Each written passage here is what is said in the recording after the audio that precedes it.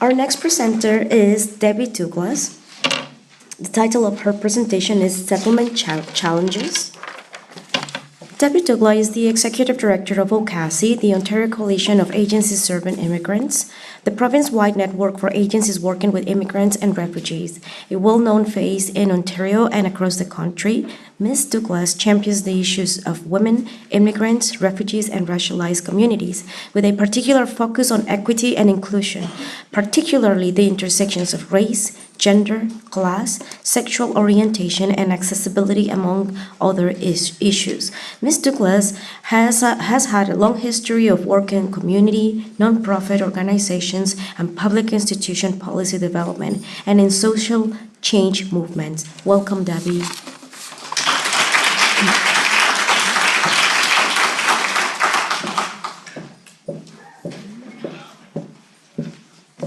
Good morning. The thing about going, I like that, good morning. The thing about going third is that everything that I wanted to say about immigration policies and changes have been said. You know, and Avigo, who's speaking on the next panel, walked in and was saying, did they mention this and did they mention that? So it is wonderful to be here. And let me echo, when I looked around and I spent the morning when Rupalim was speaking, just looking around at the audience and thinking, wow, it's been a while since I've been in a room of feminist women and our male allies. So it's great to be here talking about such an important issue.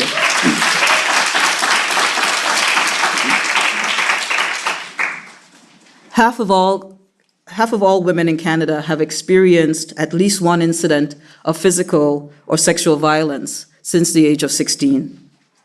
According to police reports, there were at least 95,000 victims of violence in 2011, of which the majority are women. And you saw the stats from Rosa that talked about 80% of the folks that she saw were women. We know that violence against women is significantly underreported, and these numbers represent only those instances where the police were called. For a variety of reasons, we know that in many instances, women are unable or unwilling to report violence to police, particularly immigrant women, racialized women, and women with precarious status. There are also limitations in how violence against women data is collected, including the types of phrasing of questions that are asked, and the fact that language is often a barrier for immigrant women, regardless of what their official immigration status is.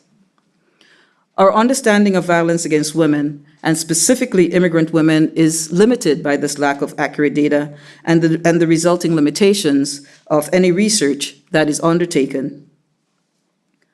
For the past few years, we have seen the intersection of immigration and women abuse become a talking point in federal policy circles, particularly within Citizenship and Immigration Canada.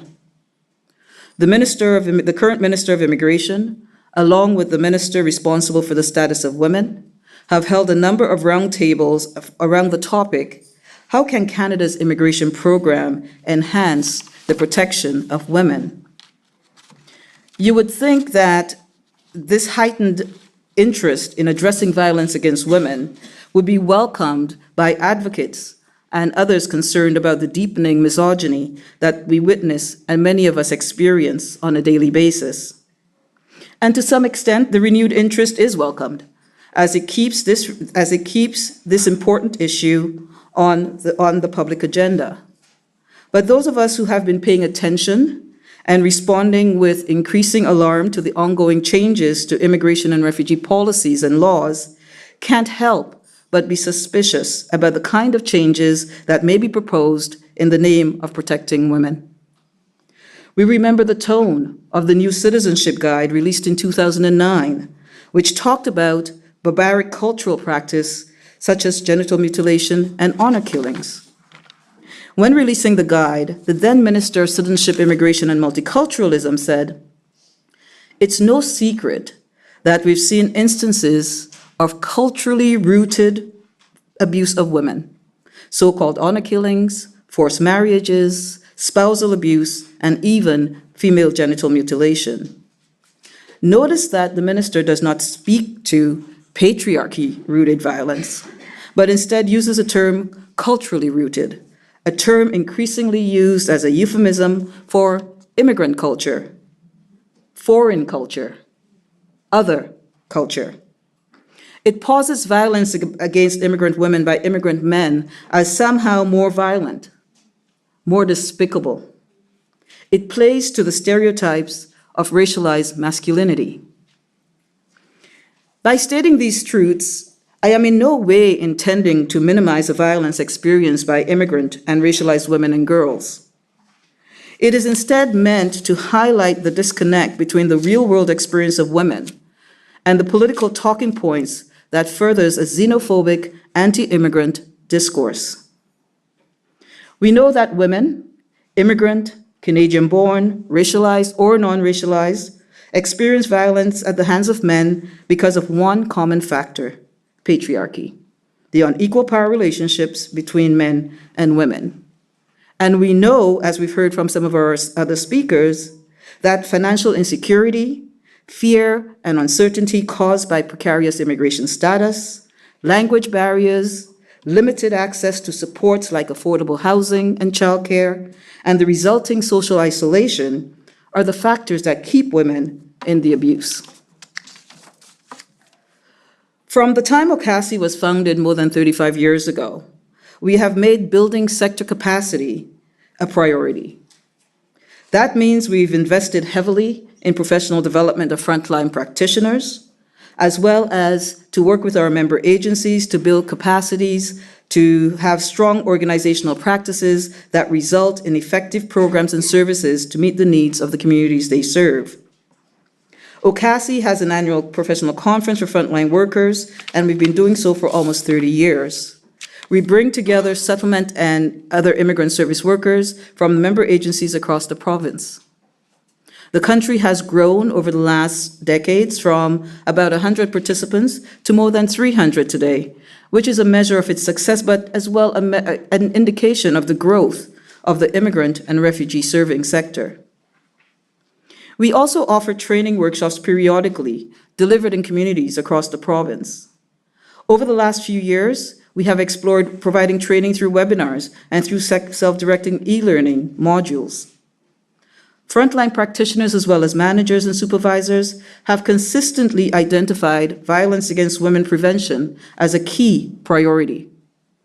The training delivered at OCASI session is typically delivered within an anti-racism, anti-oppression framework. Content and methodology is not only culturally relevant, but also attempts to provide participants with a critical analysis of systemic barriers that their clients may face, so that counseling and information and referrals are informed by the realities that immigrants are facing. Wow. 5 minutes, okay. A couple of years ago, OCASI brought the Ontario Women's Directorate's awareness-raising campaign, Neighbors, Friends and Families, to the immigrant and refugee serving sector. NFF Immigrant and Refugee Communities Project is a culturally and linguistically sensitive training program that assists settlement workers to reach out to those closest to victims of domestic violence, teaching them to recognize the signs of abuse and to know what actions to take in response. We have developed a community of practice so that frontline practitioners can pool their knowledge and expertise. We have developed curriculum and topics related to violence against women and deliver face-to-face as well as online training to frontline immigrant settlement workers. Client advocacy, and we always say that, right? Services are important, programs are important, but advocacy is really what we need to be paying attention to. And at the front line, client advocacy is an integral part of settlement work, and especially so in supporting clients to gain equitable access to programs and services. And while advocacy has always been essential to providing effective support, this role has become more critical as immigrants and refugees attempt to negotiate the consequences of many of the changes to the immigration and refugee system. As you have already heard from my fellow panelists, recent changes to immigration laws and policies have made immigrant women more vulnerable to abuse. The federal government introduced conditional permanent residency for sponsored spouses, effective in 2012.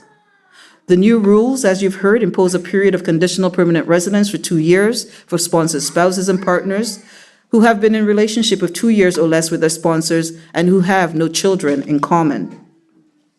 If the sponsored spouse or partner does not remain in a conjugal relationship and cohabitates with the sponsor during the conditional period, their permanent residence status could be revoked and they could be deported. OCASI, as well as many other groups in social justice work, have spoken out strongly against this measure, pointing out that it will trap immigrant women in abusive situations. And we've heard that even with the exception that we were able to get before the implementation of this regulatory change, we know that many immigrant women do not know where services exist. We know that financial insecurity, we know that fear about losing status keeps them in the abuse. So the exception is not a resolution to the issue of having women's sponsorship be temporary and be conditional. The government then we saw other changes. We saw with the introduction of Bill C-31, and you've also heard about this, a manifestly unfair system for deciding refugee claims gave immigration ministers broad, unfettered, and unprecedented powers. The changes went into effect 2 years ago. Among other things, the new legislation significantly reduced the deadlines to make a refugee claim, a change that has a particular harsh impact on women fleeing abuses as well as refugees who have experienced torture. The government then cut the interim federal health program. And I must say it is the radicalization of Canada's medical and health sector, as well as working in coalition with organizations like the CCR, OCASI, Canadian refugee lawyers, that really pushed provinces, including the province of Ontario, to put in temporary programs to fill the gap in terms of the IFH cut. So I was very disappointed to hear that not very many doctors are taking it up because it's so complicated. So it means that there is more work to do, as there is to do with our 3-month wait for OHIP, for permanent residence, a fight that we've been fighting for the last 20 years. And it is clearly about political will, because every major stakeholder has come down on the side of Ontario needing to get rid of the 3-month waiting list. And so that's a question we should be asking our political leaders, given that we're in the middle of a political campaign. Let me jump, because I see Harmy standing there to kick me off the stage. We believe what is needed is advocacy to bring about systemic change. But then there are many reasons, and I wanted to talk about this. There are many reasons why organizations are hesitant to take on their change. Like many in the human service sectors, frontline workers in the immigrant refugee serving sector are overworked and often overwhelmed by a growing caseload. Not only because there are more clients, but because the issues they face are so complex and made more complicated by legislation and policy changes. So advocacy for systemic change often takes a back seat. But even more than that, we have been witness to the federal government's response to NGOs whose mandate is advocacy. We have seen the very public battle between the federal government and some civil society organizations that have spoken out against government policy they believe to be of concern. Over the last decade, we have watched a systematic dismantling of Canada's women's advocacy organizations, whether they were concerned with issues of poverty or reproductive rights. We've witnessed the decimation of the Court Challenge program, a program that allowed excluded groups access to the justice system in their attempts to right perceived breaches of their charter rights. And as I said, we've seen seismic changes in immigration and asylum program with the introduction of such classifications as designated country of origins. And you've heard what that means for women fleeing abuse from their countries of origin. Irregular arrivals, which means that those who are deemed to be irregular arrivals are subject to detention and prolonged family separation, even when their refugee claims are successful. So let me give you an example in terms of the advocacy chill that happened. When Ontario, after much push from social justice advocates concerned with refugee health, finally had the province of Ontario agree to set up the temporary health program, the first person out of the gate speaking to the media against that was our current Minister of Immigration. He said, simply arriving on our shores and claiming hardship is not good enough. This isn't a self-selection bonanza or a social program buffet. And he characterized the province's decision as a questionable use of taxpayers' money. When a federal minister publicly chastises another level of government for daring to challenge a decision and advocate on behalf of refugees, it is no wonder that sector organizations feel nervous about doing the same, especially when their very existence depends on government. So you understand why organizations find themselves in difficult situations. It is understandable why boards of directors of nonprofit organizations are nervous about the risk to their program funding and, in some cases, their charitable status if they were to continue to speak out publicly. Yet I believe, as the sector's counsel, we know that we have to continue to advocate. We know how critical it is for the sector to stand together against unjust policies, to give strategic advice to government when the opportunity arises, to ensure that public policy is to the benefit of the most marginalized of our cities, provinces, and country, and to build communities of inclusion so that all who find themselves here have an opportunity to participate in their potential in ways that they choose. We believe that we must work in coalition. I think one of the major issues facing us as advocates is how do we continue to fund advocacy? We can no longer do advocacy off the sides of our desk. Government funding is now being proactive in writing into contracts that organizations who receive provincial and federal funds cannot do advocacy. And organizations are having no choice but to sign on to those policies. So what I'm hoping is that part of this conversation over the next 2 days will be a conversation about how do we pool resources? Who are the new players we need to bring into this conversation so that they can help resource some of the work we need to do as we continue to fight for an inclusive Canada? Thank you.